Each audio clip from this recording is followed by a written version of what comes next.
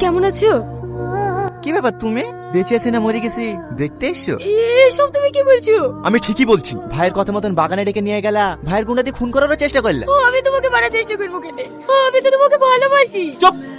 তোর মতো মেয়ের মুখে ভালোবাসি কথাটা মানায় না। বারবার আমাকে ভুল বুঝছো। ওরা আমার ভাইয়ের লোক ছিল না, ওরা বিরোধী পার্টির রিয়াজের লোক ছিল। বাহ বাহ বাহ বাহ, মানতেই হবে তোমার ট্যালেন্ট আছে। নিজের ভাইকে বাঁচাতে অন্যের ঘাড়ে দোষ চাপিয়ে দিচ্ছ। আল্লাহ গো, আমি তোমাকে কি করে বুঝাবো কেন আমার ভাইয়ের লোক ছিল না? তোর ভাইকে যতই বাঁচানোর চেষ্টা কর, ওকে আর বাঁচাতে পারবি না। আগামী 24 ঘন্টার মধ্যে ওকে অ্যারেস্ট করে দেখাবো। পারলে তুই আটকে নিস।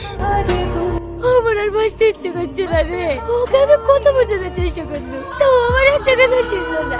চ আমার সাথে, আমি টনিকে বুঝে বলবো। তুই শুধু পাশে দাঁড়িয়ে থাকবি।